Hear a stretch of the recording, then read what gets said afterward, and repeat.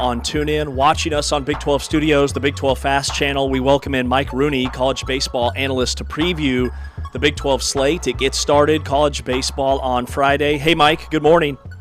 Good morning. How you guys doing? Great, man. Fired up for the season. When you look at the Big 12 baseball preseason poll, I guess we can start there. TCU, the preseason favorite to win the league, followed by Arizona, West Virginia, Arizona State, and then Kansas and Oklahoma State tied for fifth. Just your thoughts on the preseason poll and some teams that'll be at the top. Yeah, it was hard to do. That's the greatest compliment I think we could give the Big 12. It was, TCU's pretty obvious because you can make an argument it's the best sophomore class in the country, and those kids all played as freshmen. They were star players. Sawyer Stroh-Snyder's the most famous of that group. But, man, trying to figure out who's number two and then, separating that middle pack. I don't think last year the Big 12 getting 8 teams in the tournament was an aberration. I think that's the new normal for us in college baseball. And so, just a ton of good teams. And I would say the bottom of the league, the air quotes bottom, has gotten even better. BYU's really old, and Utah's got a legit ace in Coulter McAnally. So I think the league's going to be a blast this year. Unless I'm a coach trying to keep my hairline, that maybe not as fun for that group. What about at the top? I mean, do you see potential Omaha teams here, or an Omaha team?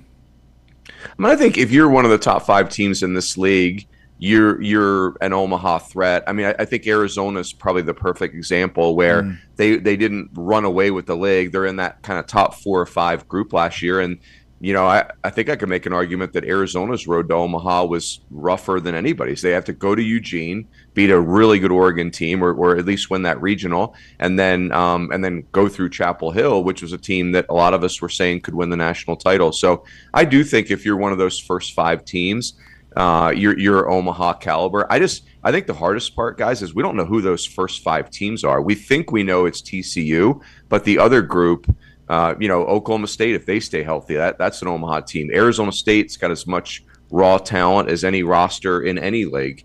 We just don't know who their starting pitching is yet. So I go up and down the list. That's the fun part of the league. The depth is really striking. Mike, you said something about TCU that caught my attention with maybe the best sophomore class in the country. So can you put into perspective what that group did last year as freshmen? And were these freshmen that would be the equivalent of like a 4 or 5-star recruit in football, or were these kind of under-the-radar kids that had big years? I would say it's probably a little bit of both. I think and this is relevant in all college sports, but if I'm a head coach and I tell you guys, hey, like my strategy this year is I'm playing all freshmen, you wouldn't care if they were highly recruited or not. You'd be like, Runes, don't do that. Please don't do that for you and your family. Like, what are we doing here, right?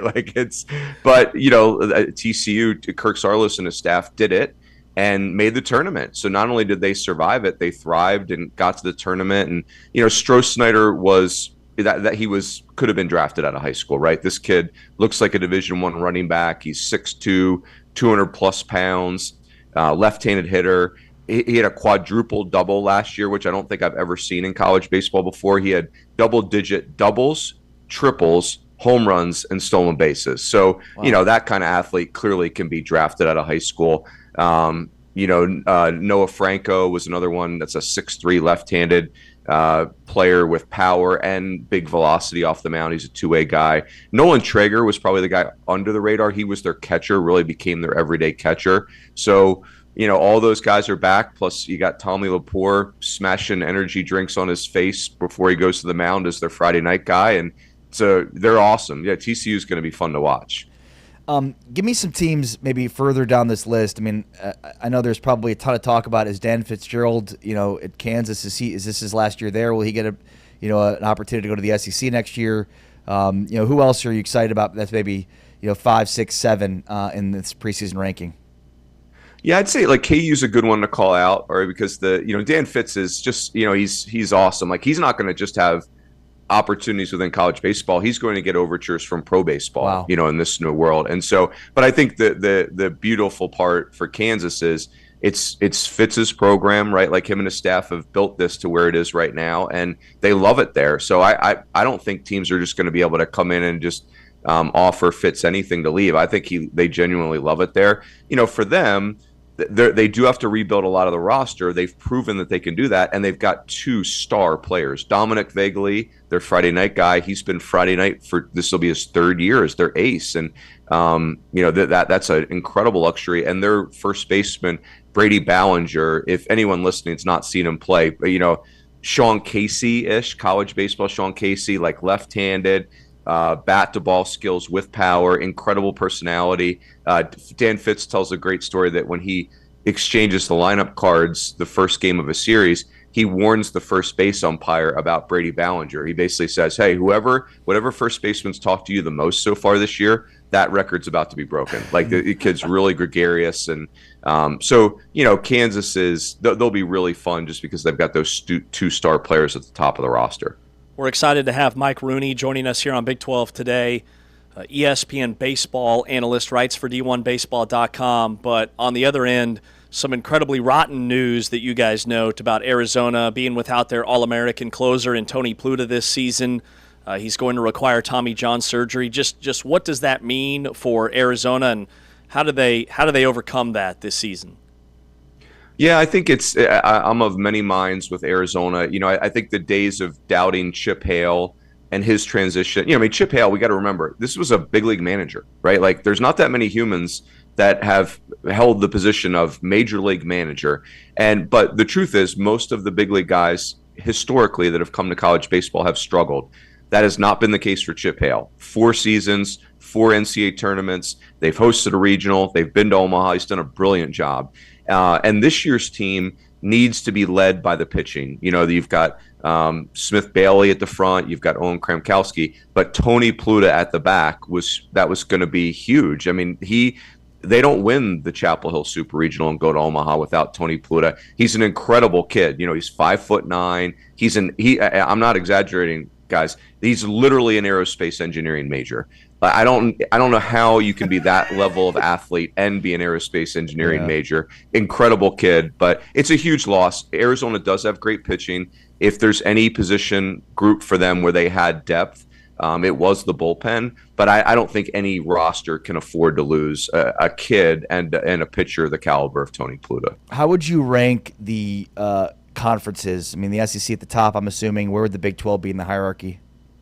I think so. The SEC, I think the ACC and the Big 12 are gaining on the SEC, but the problem is the SEC is not just standing in place, right? Like they're super invested in baseball, and they've won 7 of the last 8 national titles in baseball, which is really bonkers. And the SEC's even blockaded the finals. But I do think the era of NIL and the portal, which is those are 2 different things. We have to remind ourselves have changed it. It's been very interesting. 2 years ago, we had only ACC and SEC teams in Omaha.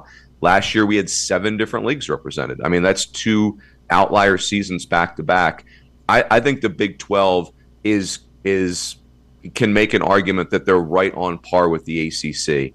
I think the depth of the Big 12 is actually superior to the ACC. I just think the teams at the top of the ACC have been more famous. And, losing Texas and Oklahoma, that changes the perspective of your league. But again, I thought last year was a brilliant start to this new version of the Big 12 with 8 teams in regionals, and those teams all showed really well, and the league just keeps getting better. All right, Mike, before we let you go, you mentioned just how even this league is top to bottom. Who is a sleeper team for Mike Rooney? I would say I'll give you a couple sleepers in different levels of the league. Oklahoma State's hard to call a sleeper because they've been famous, but they only won 30 games last year, and it was getting real dicey into the final weekend. They were hurt though. They battled through a lot of injuries. I think Oklahoma State, they're probably picked 5th, 6th. That's where you'd put them in the league. I think even from that position, this is an Omaha team. I love Oklahoma State's roster. They just found out they got Hudson Barrett back, which is huge. Gives them some real arm talent in their rotation. Texas Tech is the other team I'd give you. They finished 11th in the league last year. Won 20 games, went 20-33. But it wasn't that long ago that Tim Tadlock was taking Tech to Omaha 4 out of 6 years. Yeah. I think this will be a big-time rebound season for Tech. Yeah, could see it. Mike Rooney, college baseball analyst for ESPN, D1Baseball.com. Mike, appreciate you hopping on with us. Thank you. Yep, you got it. See you guys. Thank you. Mike Rooney here on Big 12 Today on Big 12 Radio. We are brought to you, the Full-Time Fan, by Modelo. This is the Big 12 Conference. This is a different league.